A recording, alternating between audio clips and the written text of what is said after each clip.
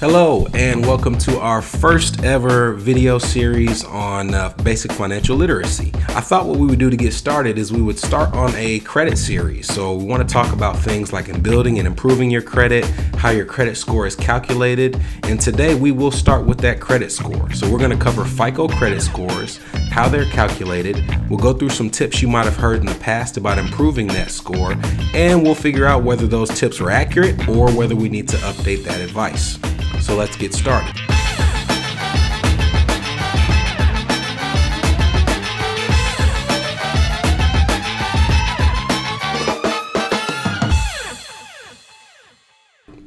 There are actually a number of different credit bureaus, but the three that people are most familiar with are TransUnion, Equifax, and Experian.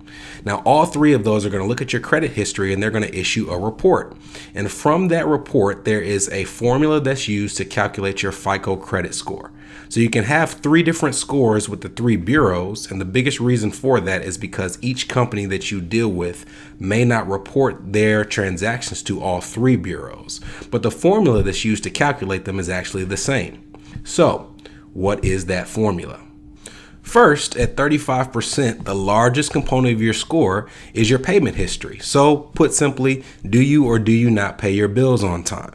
Now, hopefully that's something you can answer in a positive light, but if it isn't, then this is step one of building and improving your credit score.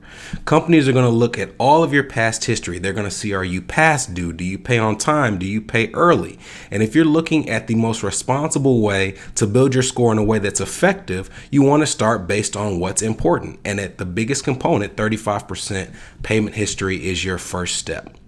Second, at 30%, we have credit max, or put simply, how close are you to maxing out your credit? So if you look at credit bureaus, they're going to say, if you have credit available to you, once you carry over a balance beyond a certain point, your credit score is negatively impacted. And there's a rule here that I think will be really helpful to remember, and it's the 30% rule. So 30% of your score, 30% rule. And what that says is the second I carry over a balance of more than 30% on my score, or 30% of my credit limit, my score is negatively impacted. So for example, if you have a credit card that has a $1,000 limit, the second you carry over a balance of more than $300, 30%, your score is negatively impacted. Now that's relevant for one card or one account, but it also transfers when you look at your accounts in totality.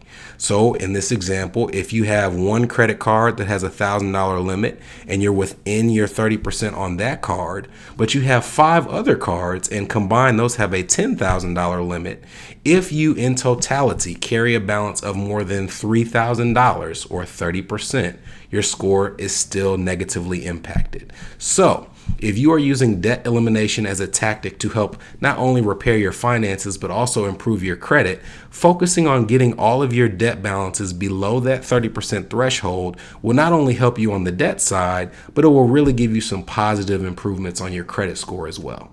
Next, at 15% of your score, we have the age of your accounts. The simple rule here is the older my credit is, the better.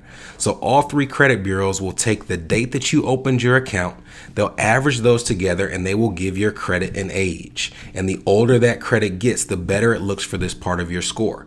Now, this brings to mind something you might have been told in the past, and that may be that if you pay off a credit card, that you need to cut up and close that card, or if you pay off an account, you need to close that account. And that actually is bad advice relative to your credit.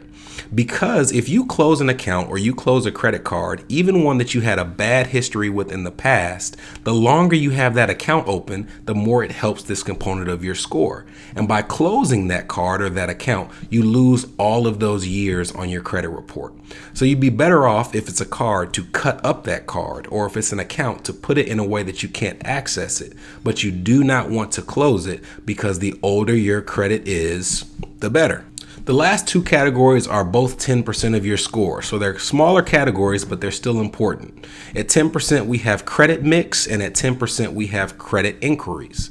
Credit inquiry is pretty simple. The more people who are checking your credit in short order, the worse it is for this part of your score.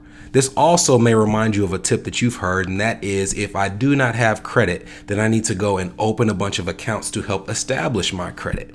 That is actually bad advice as well, because there's two areas of your score that negatively impacts. First, the fact that they're checking your score is negative for your credit inquiry component, but also if you're opening new accounts, then you are bringing down the average age of your accounts as well. So you want to make sure that you are only opening accounts that are a need and that you don't have people checking your credit without good reason. 10% credit inquiries. Lastly, at 10% as well, we have credit mix, and that really is a measure of how diverse is your credit. Do you only have credit cards? Do you have car loans? Do you have mortgages? The different types also help improve your balance and your diversity on your score. But again, we do not want you going and opening credit for the sake of opening credit. You want to make sure that you're doing it in a responsible way. So that's it. We've covered all of the components: 35% payment history, 30% credit max, 15% age of accounts, 10% each for credit mix and credit inquiries. That is your FICO credit score component. I hope this was some valuable information for you today, and I appreciate you tuning in to the first video. There's a couple things you can do for me. If you like what you heard, I invite you to share this video with as many people as possible. And if you have a topic you want covered in the future, you can actually do that by going to my website. So go to www.brentonharrison.com, and under the blog section, there is a questionnaire that you can fill out for topics you want covered in the future. We'll try to get to as many of them as we can, and I hope you join us in part 2 when we cover how to correct errors on your credit report. See you next time.